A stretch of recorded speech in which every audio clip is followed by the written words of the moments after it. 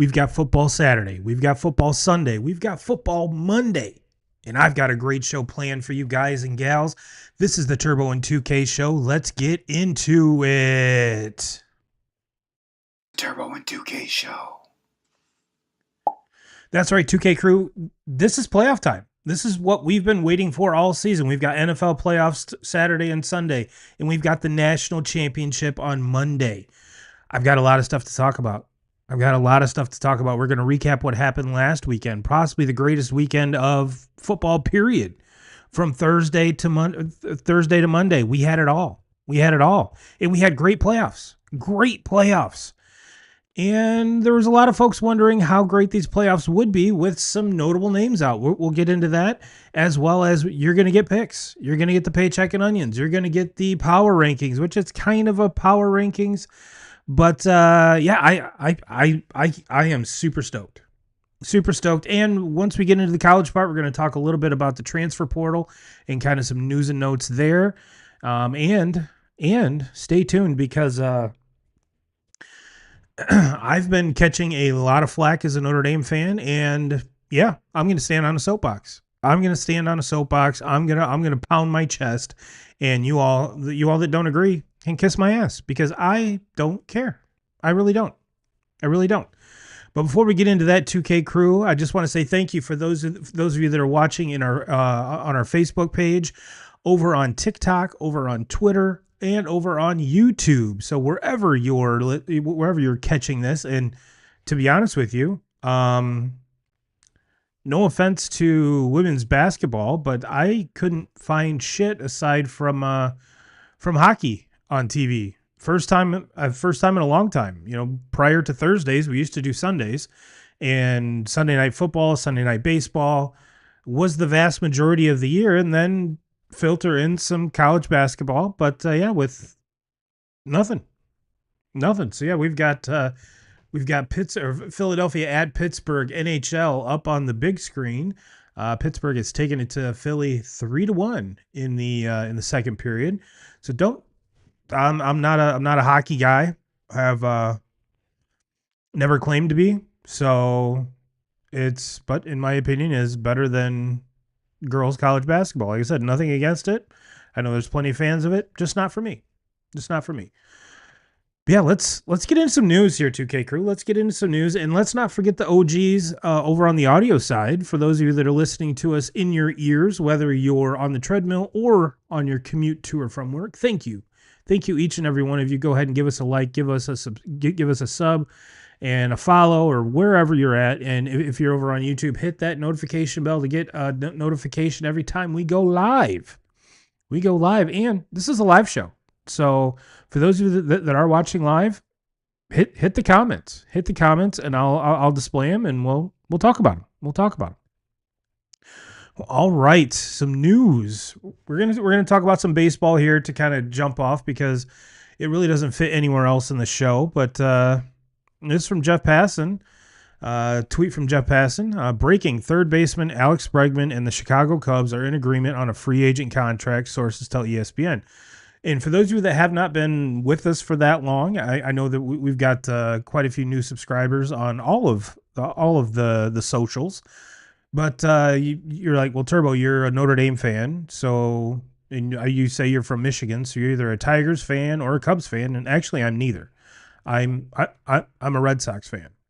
My grandmother on my mom's side is originally from Boston, so that's kind of how that came to be. But as a Red Sox fan, I wanted to kind of highlight this because I'm not super brokenhearted about this. Yes, he was a great leader in the clubhouse. When he did play, was very good. But what the Cubs had to pony up for him, I think, was a little bit expensive. And you're talking about a player in Bregman who I believe is 32 years old. So at the end of his contract is going to be 37. And I don't know. If you're talking about a third baseman, I think I would much rather have Marcelo Meyer there. Even though he is a shortstop, but we got Trevor Story for at least 2 more years. We got to get that guy in the field. He's too talented to be like a platoon player. And we saw the Red Sox come out and sign Ranger Suarez, which I was more of a fan of because same amount of years, less money, and if you're not going to pay a position player, you might as well bolster the rotation, and it puts Boston in kind of some rare air as far as where that rotation is right now. And we've seen them stockpile arms. They've been stockpiled in the outfield. So does this kind of open the door to the trade market to get a second baseman or a third baseman, and have Mayer play where this other player would fit in? And I think that's generally where the front office is leaning at this point, considering where they're at with the payroll this year. So we shall see. I'm still very, very optimistic, even though the Orioles have gotten better, the Blue Jays have gotten way better, and the Yankees have not. So barring injuries, knock on wood, I think I really do feel like we're in a good spot. We're in a good spot to contend, and I think ownership needs to come off some money, because we have this young core that's relatively cheap at this point. So let's build around them, and then let's extend them, and then let's just dominate. That's all there is to it. That's all there is to it. So, like I said, I wasn't as broken up as a lot of other Red Sox fans. Yes, it sucks because he was supposed to, he signed a 3-year deal, but opt outs after 1 and 2, and was making $40 million AAV. He takes a hit AAV, but signs the long-term contract, which he was actually pursuing last year and wasn't able to get. And the Cubs upped their offer substantially from last year to acquire him, and kudos to them. Kudos to them. Um, like I said, I wasn't as broken up as most Red Sox fans were, but it is what it is. It is what it is, and I think it's one of those. If the Red Sox would have matched, and it wasn't just the money, he wanted a no trade clause. He saw what they did with Devers, pretty much because of him, and I'm not so sure that Red Sox fans are mad because of the actual contract that he signed, or for the simple fact that they traded away Rafael Devers for pretty much nothing at this point, to accommodate him at third base, and we don't have either of them. We don't have either of them.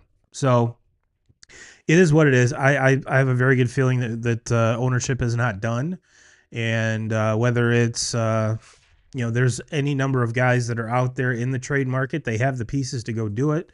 So I have a feeling I'm gonna get a Jeff Passan breaking notification here soon. But one thing I did want to touch on, because last Thursday during the show, I got an alert, and it was from Jeff Passan about Tarek Skubal. And so it was one of those, like, I try to ignore my phone, but when something like that comes in, I had to take a peek at it, and it was just referring to his what the Tigers offered him and what he was countering back with, and just a simple fact of how far the numbers were apart. So I did want to highlight that. This is from Tigers Turkmoil. He's actually retweeting his own tweet. The first one says the Detroit Tigers reportedly offered Tarek Skubal $19.8 million in arbitration, which would have broke David Price's record before the 8 p.m. deadline, but filled only $19 million after the offer was rejected via Evan Petzold on Days of Roar. And he quote tweets this. It says the Detroit Tigers reportedly were willing to slide their offer up considerably, certainly over 20 million, maybe closer to 25. But Skubal's agent Scott Boras shut it down. Chris McCoskey of the Detroit News, and Skubal was looking for like 32 and a half. And when I can understand, you're the 2-time reigning Cy Young Award winner. 2-time reigning Cy Young Award winner, back to back. And you're coming at me with 19 and a half to start. And I'm looking up here at 32 and a half. Yeah, get fucked. Absolutely. That is a slap in the face. Now, let's for those of you that aren't in the know with the Tigers. Here's something that I found interesting. This is from Griff over on Twitter. To put it into perspective how crazy this Scooble thing is, the previous arbitration record for a pitcher was set by the Tigers for David Price at $19.75 million 11 years ago. The Tigers today just offered the back-to-back Cy Young Award winner less than that. Less than that.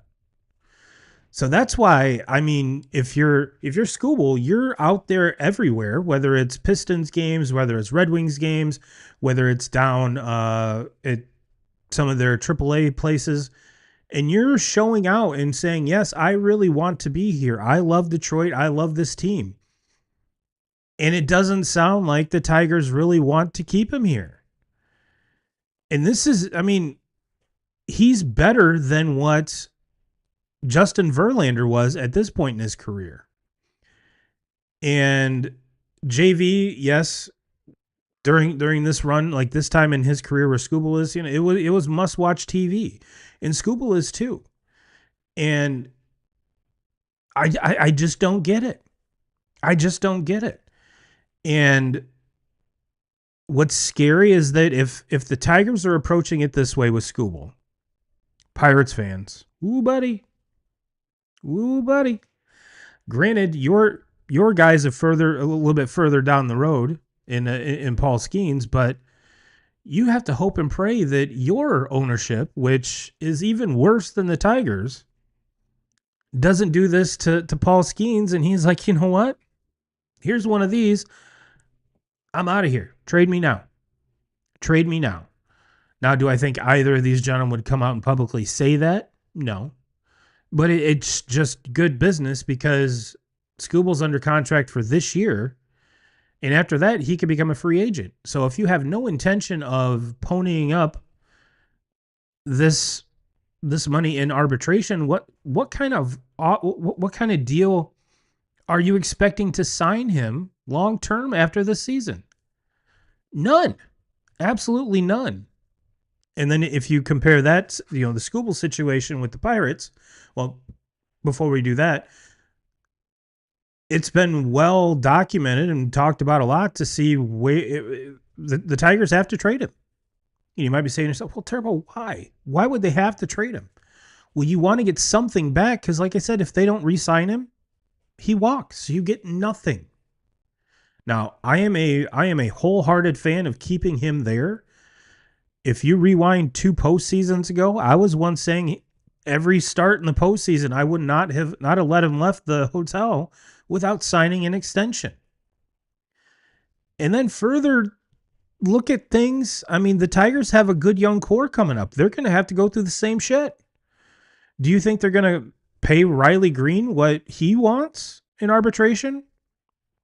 Probably not. So it seems like the Tigers, I wouldn't say are a large market team by any means, but they're not a small market. Yet they're acting like they are. And we've seen this Tigers team, yes, under different owners, spend like a large market team. Be active at the trade deadline, not just selling, but acquiring and signing and going after the big free agents. We haven't seen that in quite some time. And it seems like the Red Sox are kind of operating with the same manual, but theirs has an extra chapter in it. And I'm pretty sure the Pirates ownership has zero manual. None. So when everyone's sitting around bitching about how the Dodgers are going about doing their business, this is the type of shit that we should be harping on more because, yes, the Dodgers they're back-to-back World Series champions and they're probably primed to win another one. But it's shit like this where ownership is not there. They have no problem taking your money at the gate. They have no problem taking your money for concessions and souvenirs and everything else. But they're taking a lot of that and just putting it in their pocket. They're not reinvesting in the team. And that's where the biggest problem comes with Major League Baseball 2K crew. It has nothing to do with what the Dodgers are doing. If every team operated like the Dodgers did, could you imagine the type of product we would get on and on or on the field every year? Where every team is setting out to maximize their spending each offseason. Now, we haven't seen the Dodgers go completely ham like we have, the last couple years, but it just makes sense.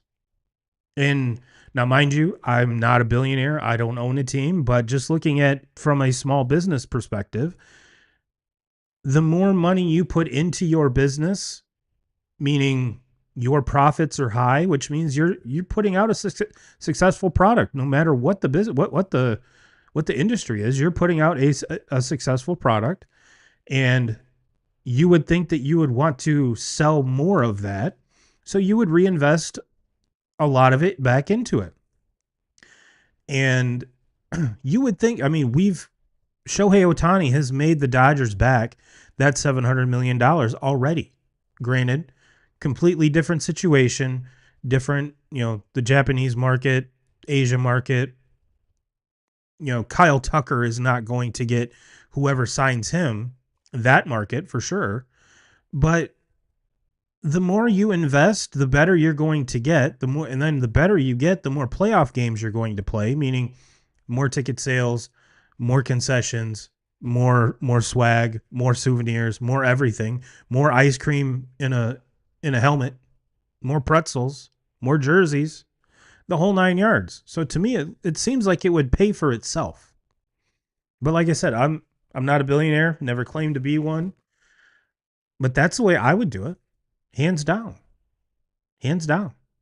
If I owned a team, I wouldn't operate like the Dodgers per se, but I would be super aggressive. Now, getting back to the whole Bregman thing, his injury history the last few years, his age, that's the part that scares me.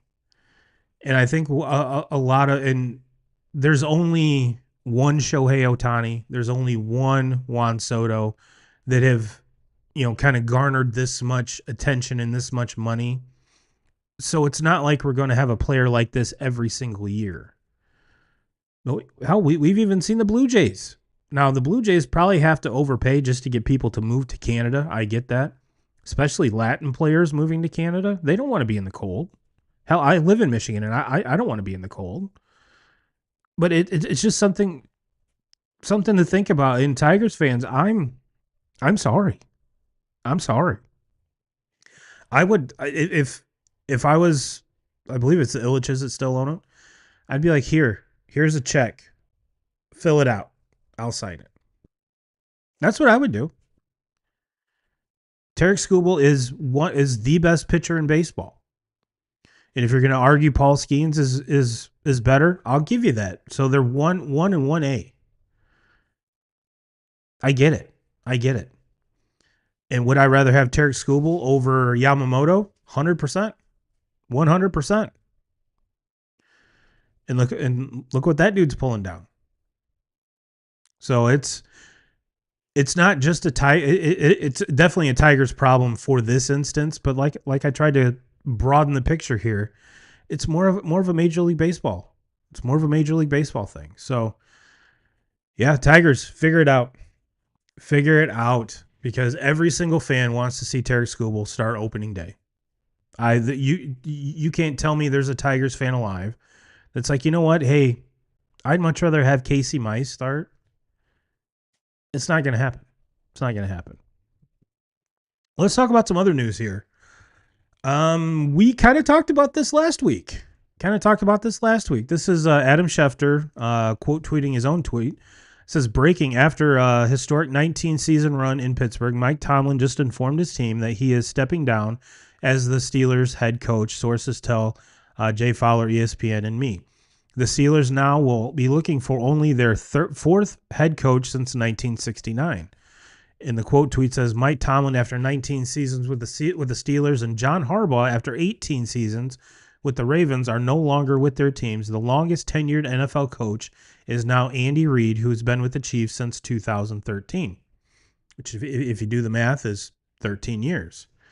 So, like I said, we kind of touched on this a little bit last week. Once we were talking about that kick, that missed kick, did that cost Harbaugh his job? And we've since heard the owner of the Ravens come out and say, he was asked that question directly. If he would have made the kick, would Harbaugh still have his job? And he said, for one more week. So I'm not saying the writing was on the wall, but especially after the way the Steelers just got manhandled by the Texans, not taking anything away from the Texans, because I was shocked the Texans were underdogs in that game. And at certain points they played horrible and still just dominated that game. And I posed the question last week, if the Steelers go in and lay an egg. Now, granted, the Steelers didn't fire Mike Tomlin. He stepped down, which I think he did for the organization, because for those of you that don't know, when he steps down, until his contract is up, the Steelers still have his rights. Kind of like Sean Payton when he stepped down from the Saints. So the Broncos had to trade either players or picks to get the rights to Sean Payton. So if anyone wants to hire Mike Tomlin, they have to trade. And I believe Sean Payton was traded for a first-round pick and either a later round pick and some cash or something like that. So that's kind of where the Steelers are right now. So if Mike Tomlin wants to coach this upcoming season or the season after, because I believe he has 2 more years on his contract, the Steelers still own his rights. So if he wants to coach anywhere in the NFL, they have to pony up money, players, or draft picks to trade for him. So I think Tomlin knew, yep, this was it. It's been a hell of a run. It's time for me to go. So instead of being fired, he said, you know what, Steelers, I'll do you a solid. I'll step down so it makes me look like I'm leaving on my terms. But if I decide that I want to coach next year or the following year, you guys get some capital, some draft picks, like I said, players or cash or any combination of the three. So I honestly think the part that stinks is just the way Steelers players, whether current or ex-players that have played under Mike Tomlin, talk so glowingly about him. That's the part that stinks. That's the part that stinks. But who would have thought at the end of the season, the Bengals would still have their coach? As kind of terrible as that season went, the Bengals still have their coach. The Browns don't. Steelers don't. Ravens don't. But the Bengals do. Let's see here. And speaking of Harbaugh, this is from today, or yesterday, excuse me. It's from Shefty. John Harbaugh and the Giants are working to finalize an agreement to make him New York's next head coach. And barring a setback, a deal is expected, multiple sources tell ESPN. The deal is not final and the contract numbers are still being negotiated. There's a lot of work. And of course, I again forgot to hit show more, but you kind of get the gist. And from all that I've heard, he's going to be the highest paid head coach in NFL history. And he had like a 2-hour sit down with Jackson Dart prior to agreeing to this deal. Now, I don't believe it's been signed quite yet, but they've mutually agreed on stipulations, I guess. So if you're a Giants fan, this is probably the best news that your team's had since winning the last Super Bowl with Eli. It's been a while. So kudos to you, because that's not a bad team. It's not a bad team. You're going to get Malik Neighbors back healthy next year. You're going to get Scatterbo back next year. And you've got for what all things considered, or what all things are showing, is you have your franchise quarterback in Jackson Dart. And I have a very good feeling that I think Harbaugh is going to be relieved to get away from the Lamar Jackson drama and everything that surrounds it. When it's good, it's good. When it's bad, it's bad. It's bad. Now, I will say that if things go sideways in New York, you'll probably hear it a lot more from the New York fans and the media as compared to Baltimore. But I'm pretty sure Harbaugh's got some pretty thick skin. So kudos to him. Kudos to Giants fans. You got your guy. You got your guy. You got your quarterback. You got all the all the weapons that you need. The defense isn't bad. Shore up some things in the draft and free agency, and this could be a team. This could be a team, and in a division that's kind of crappy to begin with. I mean, the Eagles won it kind of by default because the Cowboys got off to a terrible start. The Commanders, Jaden Daniels exploded, and of course, the Giants were a mess all season. So I have a feeling that accountability and discipline and toughness are going to come back to that Giants team, and I think it's needed for Giants fans because they haven't had a lot to cheer about in a long time, especially after Scatterbo got hurt. That was kind of like the breath of fresh air that was sweeping through the Meadowlands, even though the team wasn't winning a whole lot of games. And I think this is their best chance. Like they got the quote unquote belle of the ball in the head coaching market. So kudos to him. Kudos to him. Well, 2K Crew, like I said, we've got NFL 2 games Saturday, 2 games Sunday, and we got the national championship on Monday. National championship on Monday. I do have a pick, but you're gonna have to wait for the paycheck and onion segment. But there's some stuff I kind of want to talk about. Yes, the national championship game, but also when it comes to the Wild West, I guess you could say that NIL is, the transfer portal is, all of that stuff kind of wrapped into one. And then to kind of clean up the segment here, you're going to hear some Notre Dame talk. So if you don't want to hear that, sorry about it, but it's my show. It's my show. This is from the next round. I thought this was I kind of knew this, but until I saw the numbers in front of my face, I'm like, okay. The next round tweets that Indiana is one of the oldest teams in college football history, having 27 players aged 22 to 25. Comparatively, the NFL has 140 players that are only ages 21 to 22. So what does that mean? That means that they've got a lot of snaps under their belt, a lot of experience. And it shows because not only are they the best third down team on defense, they're the best third down team on offense in the entire country. And that's one of the many reasons why they are the best team in the country, with the Heisman Trophy winner, with a badass defense, with an offense that never really gets stopped. They don't commit turnovers. They don't commit penalties. All they do is score. All they do is score. But here's something that I think a lot of pundits are kind of leaning on are the offensive and defensive lines. This is from Unnecessary Roughness. Big size difference between Miami's heaviest offensive lineman and Indiana's heaviest defensive lineman. Strength versus finesse in the Natty. Whose line will win this matchup? On the Miami side, we've got Marquil Bell, 6'9", 345 pounds. That is a mountain of a man. Hell, just look at the picture. Look at the picture of these two dudes next to each other.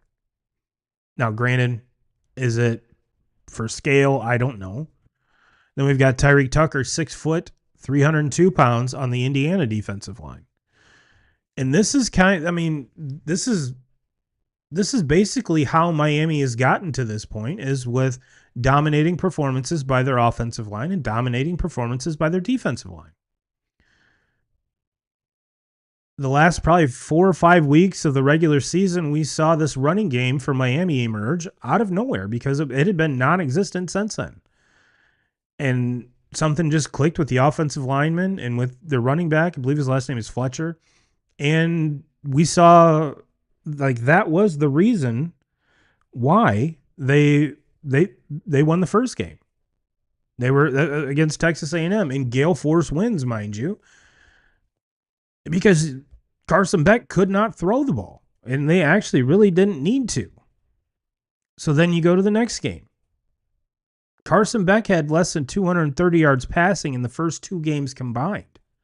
Now against Ole Miss, we kind of saw that he needed to, and in one game put up more passing yards than he did in the previous 2 combined.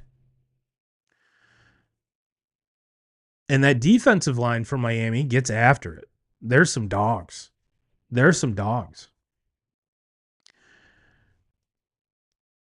But neither one of whether the Miami offensive line or defensive line hasn't faced a team like this Hoosier team. And I think that's going to be the main difference. I think Carson Beck is going to be hurried a lot more than what he's used to, which tends to be an Achilles heel for him because that's when the turnovers start. And on the offensive side, this defensive line, has kind of had their way with sacks, pass breakup, or batted down passes, stopping the run, kind of doing whatever they want to for the most part. But this Indiana team is far balanced. They run the ball a lot and successfully. So it's one of those now, if you watched up until this point, I've been picking against Miami because I do not trust Carson Beck. And was he the reason they won this last game against Ole Miss? He was a very good part of it, yes, because he had to. And we didn't get a bad Carson Beck game at all. And he's going to have to repeat that and do more against this Indiana defense. And I don't see any college quarterback getting out of this national championship game without at least one turnover. And if you're giving Indiana extra possessions, or at least one, that is not going to bode well for your chances to beat them. Because like I said, they just don't beat themselves. And if Indiana does one thing, I can almost guarantee victory. And what is that thing, you might ask? This. College Sports Only tweets, "We need this man at the national title game." If Coach Corso is not at that game, I will be absolutely livid. And I'm sure I'm not the only college football fan that agrees with College Sports Only. This needs to happen.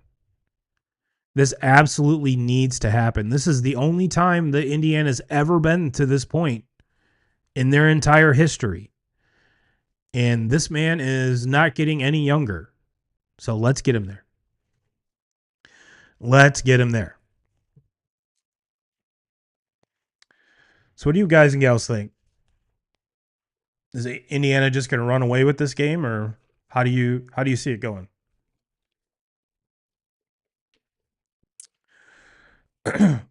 I'll tease that because we got picks to do.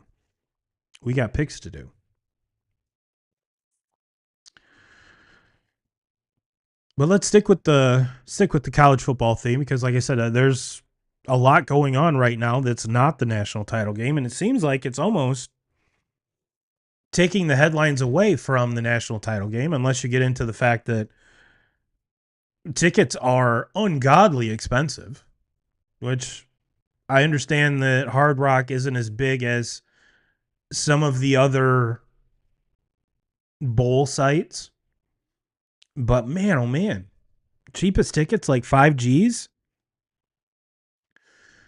And I'm sure you can only imagine if the tickets are that expensive, how expensive is hotel, how expensive is anything else.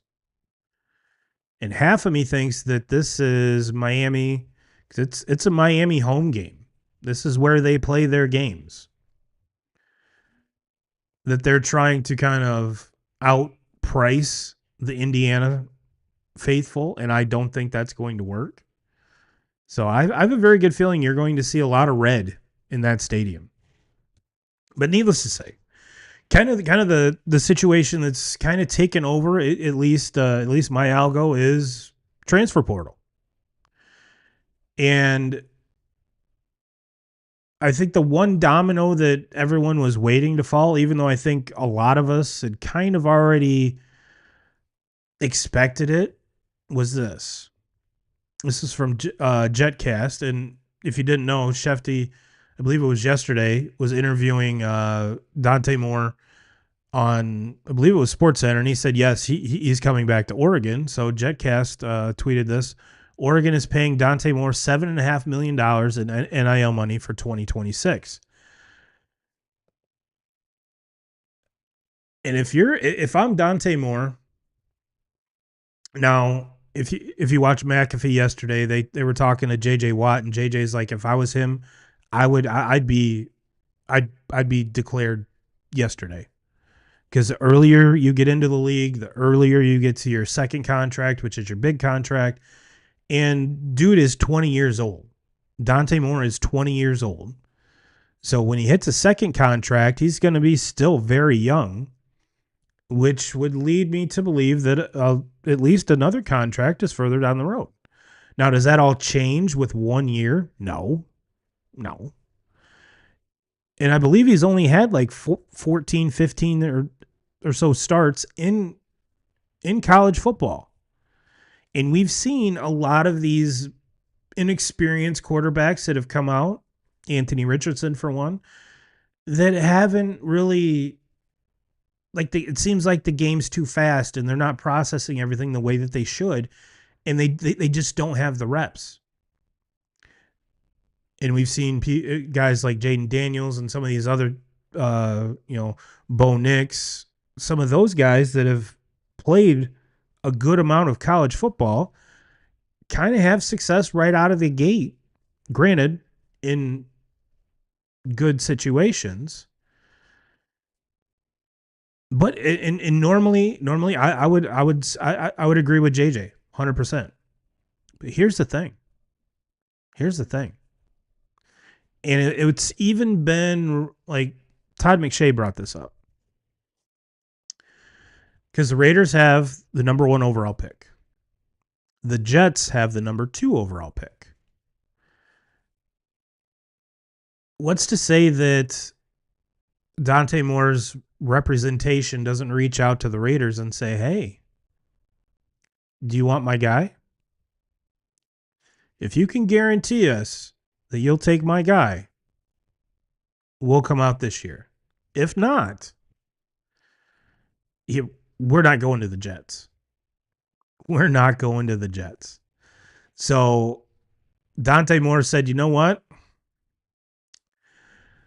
Give me $7.5 million. I'm going to stay in college 1 more year and not be drafted by the Jets. Now, this kind of muddies the water a little bit because you might be thinking, well, next year's quarterback class is a lot stronger, leaps and bounds stronger than this year's, because there's going to be another quarterback taken in the first round. I guarantee it.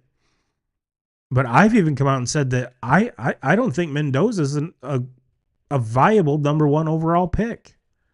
I gave you numbers of how his numbers have compared with the last 5 Heisman Trophy winners that have been quarterbacks, and there's vast amount of difference. But there's a lot of NFL brass that said, he's got his, his stature fits the part, has arm strength, is smart. He's the prototypical guy. And you might be saying, well, one of the things that I've thought about is if he wasn't at Indiana, if he was at, say, Ole Miss, where they throw the ball a whole lot more, Would those stats change? And I think so. I don't think he's definitely not a product of the Indiana system per se, but if you put him in a in an offense that is more spread out, has dominant receivers or more dominant receivers, I think those numbers could be elevated or would be. But as far as a number one overall pick, even though he is a slam dunk number one overall pick, whether the Raiders trade out of that spot or not, that TBD. We'll figure that out. But as far as the conversation goes right now, yes, if I'm Dante Moore, I will stay in college for $7.5 million, so I do not have to go to the Jets. Hands down, hands down. So good for you, dude. Good for you. Now, the other quarterback that I think might be taken in the first round, and this is one of those where you might get a team that's trading back into the first round possibly to make sure that they get this guy. This is from the next round. Alabama quarterback Ty Simpson, who declared for the NFL draft last week, has reportedly been offered upwards of $6.5 million to stay in college another year and transfer. That's the key there. The offers reported included Miami at 6.5, Tennessee at 4, Ole Miss at 4. So I think Ty Simpson is going to be that other, not second, but other quarterback taken in the draft, just because there are so many teams in need of quarterback play and none out there. Mendoza will be drafted number 1 overall, and he will start week 1. Guarantee it. Guarantee it. And if I'm, like I said, I think Simpson will be drafted later in the first round or by some team that's way overzealous and take him number 2. And I think if you're the Jets and if that happens, you take that with open arms. Reload, even though they do have a lot of picks, you can never have too many picks. And to take Ty Simpson number 2 overall, I think is a huge, huge reach. But we've seen it before. Trey Lance, ring a bell? So, all right, for those of you that want to stop listening right now for me to go on my Notre Dame rant, I completely understand. But for all the shit and heat that I've been taking about not only Notre Dame belonged in the playoff, and with this Miami run, there's so many people like, oh, Turbo, yeah, they got in over you, must suck, huh? I was like, no, it just further proves my point that they deserve to be in. And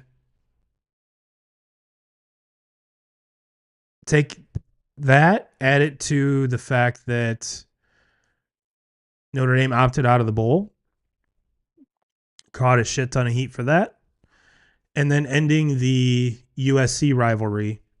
There's still people bickering on my posts from that was 3 weeks ago. So for all the shit that I've been taking, I think that I'm not saying this is a victory lap by any means. This is more of stating fact. And for all of those people that are saying, well, Turbo, you know what? It was a good run while Marcus Freeman was there because he's definitely going to the Giants. Nope. Well, he's definitely going to the Ravens. Nope. He's definitely going here. He's definitely going there. Nope. He's staying in South Bend. He's staying in South Bend and being paid accordingly, which by all means, again, going back to the Tarek Skubal thing, Coach Freeman, here's a check, fill it out, I'll sign it. Easy peasy. Easy peasy. So once they opted out of not playing the bowl game, there was a ton of folks that were like, well, how's that going to affect the transfer portal? How is this going to affect recruiting?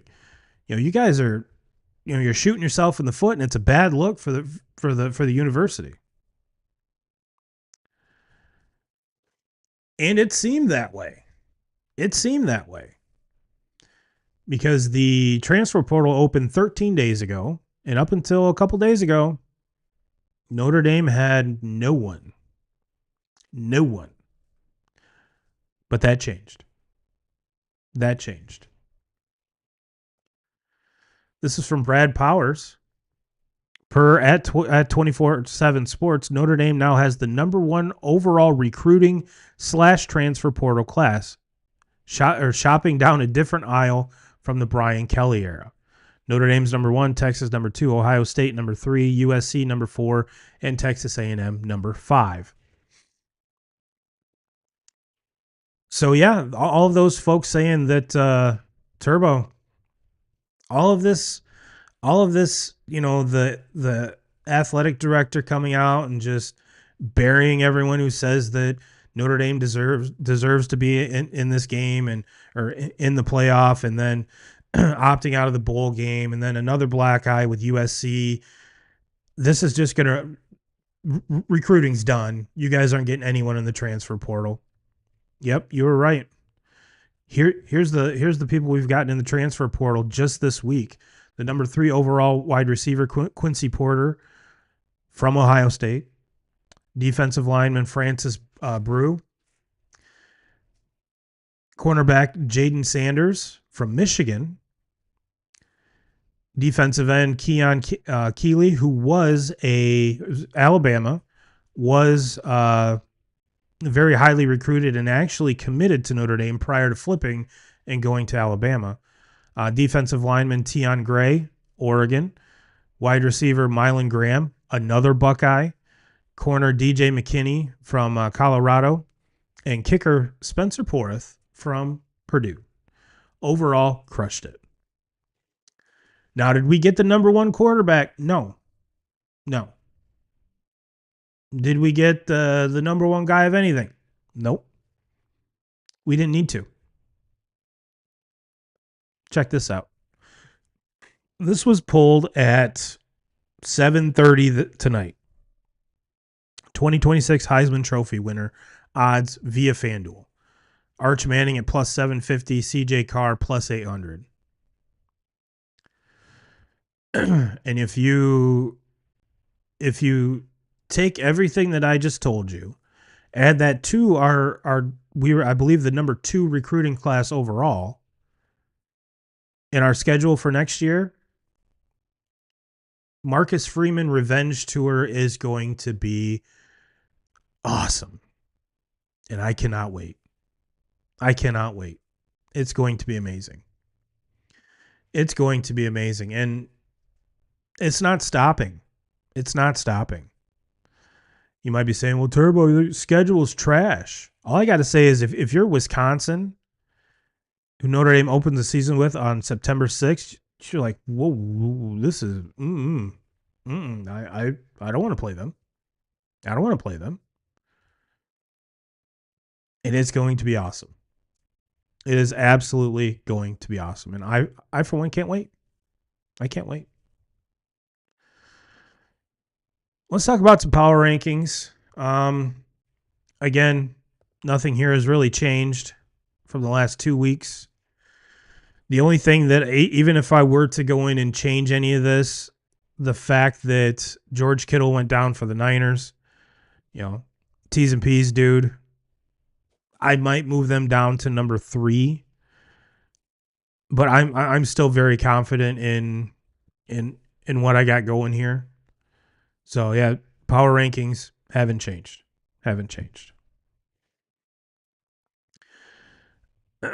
Let's go to the NFL preview here because we've only got 4 games. And I wanted to talk a little bit about some stuff before we get into picks, because once we get into picks, I'll kind of break down the matchups here. But one thing that I found absolutely just, I'm not going to say disgusting, but it's one of those like, what are we doing? What are we doing? And it's this. This is from Ari Mirov. Reporter Lynn Jones on her viral interaction with Jaguars head coach Liam Cohen. Now, for those of you that don't know, I'm pretty sure unless you're living under a rock, you kind of know what actually happened. She was inside the press conference after the game, and instead of asking a question, just congratulated him and Coach Cohen know how proud the community is of him and the team, how good they did, even though they came up short. And she thanked him for a very good season. And she says he was totally immersed in his feelings. He had tears. He bit his lip. And the issue is the question. My question was, keep your head up, young man. She then defends herself. Why on earth are we even having this discussion? This lady, who has been a journalist for decades, goes into a post-game press conference, and instead of asking a complete asinine question like, "Oh, coach, can you break down the third quarter for us?" or some other just off the wall stupid question, she gives the coach and the team props. And there are a lot of folks who are like, "Man, they should take her credential. That's absolutely, she's just wasting time. This is ridiculous." No, it's not. This is human nature, folks. This is one person saying to another, "I know it didn't go the way you wanted it, but in comparison to the last handful of years, thank you. Thank you for a good season, and thank you for giving us some hope moving forward, because to be honest, there hadn't been any in Jacksonville. If it weren't for Liam Cohen, they would have spent a crap ton of money on Trevor Lawrence, kind of like the Dolphins did with Tua, only to get really crap results." Now, I'm not saying that Trevor Lawrence is top 5 quarterback material right now, even though he's paid like that. But it's something to build on. This was Liam Cohen's first year as head coach of the Jacksonville Jaguars. And for this reporter to come in and congratulate him and say, things didn't, we didn't win it all. But you know what? We won a hell of a lot more games than we did last year. And everything looks very promising moving forward. And for sports media to just destroy this woman is completely ridiculous. Completely ridiculous. But not quite as ridiculous as this. Just because of the man who posted it. This is from Antonio Brown. Just threw that in there because I thought it was funny. I was very serious with the Notre Dame stuff, and then with this, let's lighten the mood a little bit here. Let's lighten the mood with a little AB. Now, one kind of weird stat that I found was, this is from John Breach. With the Rams facing the Bears in the divisional round, Sean McVay will somehow be facing his 15th different team in 15 career playoff games. If you clicked on the tweet, one of the replies was someone asking Grok, who have they played? So it's funny you ask. Grok replies, here's a list of teams Sean McVay has faced in the playoffs as Rams head coach, all unique opponents across 15 games. Falcons in 2017, Cowboys in 2018, Saints in 18, Pats in 18, Seahawks in 20, Packers in 20, Cardinals in 21, Bucks in 21, 49ers in 21, Bengals in 21, Lions in 23, Vikings in 24, Eagles in 24, Panthers in 25, Bears in 25. What are the odds of that? That's my question, Grok. What's the odds of that? Just because we see all the time with, coaches having, for instance, 49ers, Packers right now, that whole Shanahan, just his coaching tree, and McVay's tree is, just as impressive, but Shanahan and LaFleur, and how LaFleur seems to have Shanahan's number all the time, especially in the playoffs. So for that not to happen blows my mind. Blows my mind. Speaking of Coach LaFleur, this again is from Ari Miroff. #Bears head coach Ben Johnson on if there's something personal between him and Matt LaFleur. He says, quote, "This is a rivalry. The city of Chicago, Green Bay, it needs to be a rivalry." And if you heard the inside the locker room, he says, "Fuck the Packers. I hate that team." This is the oldest rivalry in the NFL. It's not a bad thing for rivals to dislike each other. It's not. I know this day and age, we're having, jersey swaps on the field and everyone's hi ho, happy go lucky. And we don't get a lot of this. Where was I? When I was a kid, had it all the time. Yankees, Red Sox. Loved every minute of it. Loved it. Loved the fire. Love, even though in the middle of the season, how much juice something like that brings. We look at college football. Even some of those rivalries have kind of fizzled. You really don't hear the Ohio State-Michigan rivalry. Ohio State, that's the team up north, or Michigan, or when you're in Ann Arbor, it's the Ohio team. It's there, but it just doesn't have the juice like it once did, and it sucks. It sucks because that's kind of the stuff that brought not only fans like me, but fans in general, their eyes to the games. And I know with free agency and the stuff, the kind of the times that we live in makes that hard to do. But it's kind of the coach's responsibility to kind of fuel that fire a little bit. So for all the fans going, man, we can't have this in the sport. We can't have this. No, I love it. I love it. And if I'm Matt LaFleur, I'm going to my guys going, that guy's saying, fuck us. No, fuck you. You're open. And then the handshake or lack thereof. Was that necessary? No. Was it cool? Yep. Even if I'm a Packers fan, I'm saying, all right, this is what this guy wants to do. This is the can of worms that he's opening. Okay, I see you. Now, if the Packers come back, week 3 or whenever they play in Lambeau and they're up by, 2 or 3 scores and they're continuing to pass, with going for 2 to kind of bury the Bears. Bears had it coming. But until that happens, I don't care who it is. Sports need rivalries. If you're going to exchange jerseys, do it in the tunnel. I'm not saying we need fistfights. I'm not saying we need, personal fouls or stuff. There just needs to be rivalries to keep things interesting. And I think most Bears fans will agree with me. And I'm pretty sure most Packers fans will agree with me as well. And if everything was reversed, I'd be the same way. Like, all right, LaFleur, that's what you want to do?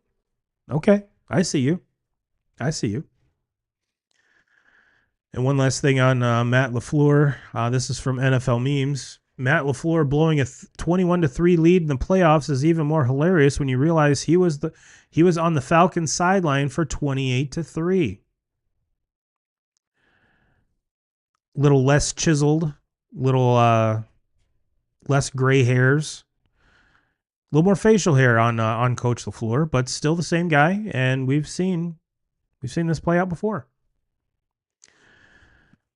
So it leads me to believe, how much longer does Coach LaFleur have left in Green Bay? I think Packers fans are silly if they're the ones calling for his job right now. I think it's ridiculous. All right, 2K crew, let's wrap the show up with some picks. Help if I turned on. There we go. This is our Paycheck and Onions segment of the week. If you're new to this, I give you 3 games to sprinkle on, and then I give you a paycheck game, which is the game I am the most confident in, aka bet your paycheck. Do not do that. That is not gambling advice. And another pick, which is my Onions pick, which is the ballsiest pick of the week. And all of these lines are brought to you by FanDuel. # not sponsored. Would love to be sponsored. But it kind of made it easy because there's 4 NFL games, 1 college game. Now, segment will be different moving forward because I do the show on Thursday. I'm not in. I don't do NBA. I don't do NHL. And there's more than 1 game a week, so it's kind of hard to do that on a weekly show. So we'll see how it goes. But after 3-2 last week, 44-36, folks, we are half point away from going 4-1 last week. Took a 3.5 spread that went 4. So we're on the wrong side of that one. Let's start off with the first pick here. Give me Bills plus 1.5 or the money line. Bills go to the Broncos. Broncos have a badass defense. Bills have Josh Allen. The Broncos do not have a very explosive offense. Bills have a defense that, although stepped up last week, is that sustainable? Is that something they can do week in, week out in the playoffs? If you're telling me that it's a 1.5 for the money line, I'm taking Josh Allen over Bo Nix every day. Every day. I know the Bills are on the road. I don't care. Broncos were the number 1 seed. They had a bye. The only thing is with the Bills, they cannot get down early in this game. They're the ones that have to get up early and put pressure on that Broncos offense to either keep up with them or just keep up with them. And they have to continue to put these drives together. I will say that this Broncos defense, even though at the start of the season they were kind of like the best of the best, well, we saw throughout the season that really wasn't the case. Not to say that they're bad. They're a very good defense, but are they as dominant as everyone kind of thought they were? No. And does Josh Allen have it in him yet again to put the team on his back, be Superman, and bring this home? I do. Give me the Bills. Like I said, I would take money line, but if we're playing the game ATS, give me Bills plus 1.5. Next up, give me the Texans plus 3.5. Texans at the Patriots. Patriots team didn't look great. They looked okay. This Texans defense is no joke. This Texans defense can take over a game. Now, do I expect C.J. Stroud in the offense to turn it over 3 times? No. What scares me is even the game before this, like the Week 18 game, we saw some of these kind of hiccups with the shotgun snaps. I'm not sure what that's about. It's been the same center all but I think 2 games this whole season, so I'm not sure what's going on there. But this Patriots defense is okay. The only thing that that makes me hem-haw about this one is Nico Collins probably isn't going to play.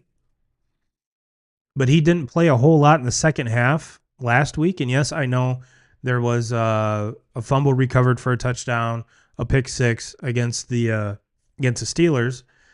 And this Patriots team is far better than the Steelers. But I think this is one of those where I think the Texans offense plays better. I don't know how the defense can play better. I'm sure they're going to find a way. But this is the biggest test for Drake May so far. This is by far the best defense he's faced this season, his whole career. And he's been Joe Cool this whole time. He's been just awesome. But this is the biggest game so far. So yeah, give me the Texans plus 3.5. Give me the Texans. The last sprinkle game, Rams at Bears. Bears, give me Bears 3.5. This game's in Chicago, Sunday night. It's going to be cold. It's going to be snowy. Stafford doesn't play well historically in the cold, in the snow. The only thing that scares me about this is the Bears cannot go down 21-3 again and expect to come back on this Rams defense the way they did against the Packers.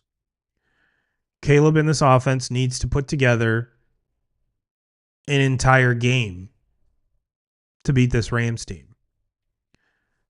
And Caleb's shown that he can play in the cold, so I'm not as worried about that as I would be worried about Matthew Stafford.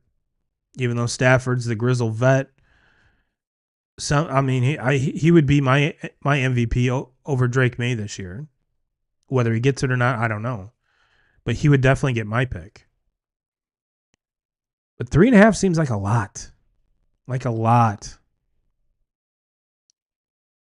So yeah, definitely Bears 3.5 Sunday Night Football. My paycheck pick of the week. Give me the Hoosiers minus 8.5. During that game against Oregon, I was texting and on Twitter. Might have had a pop or two. And I mistakenly put that I would take IU plus 17.5 against Miami. I meant minus 17.5. If you're giving me IU plus 17.5, I would legitimately bet my entire paycheck. So I did a little digging. Again, off of FanDuel. If you took IU minus 8.5, it's minus 108. The closest thing they had to 17.5 was 18.5 at plus 265. Not as big of a swing as I thought. I mean, you got to get up to like 22, 25 points to get like the plus 500 area, which I thought, especially with it opened at 7.5. So I thought that maybe we get in that 400 range if we did alternate spread of 18.5. But if it's only plus 265, I would still do it, and I have. So I don't think this. No, if you want to be a little safer, maybe the 10.5, 12 range. But I think this is just. I don't think it's going to be a game. I really don't. That's why it's my paycheck pick of the week. My onions pick, give me the Niners plus 7. 49ers at Seahawks. And again, George Kittle being out worries me. And I think this comes down to the Seahawks win, but the Niners cover. So I'm not saying that the Niners will win. I think 7's a lot of points. So yeah, I with this one, I think the Seahawks win, but the Niners cover. So give me Niners plus 7 for my onions pick. And something I haven't done, but if you guys and gals want to parlay this together on FanDuel, ends up being plus 22.58. Plus 22.58. Love that. Love that.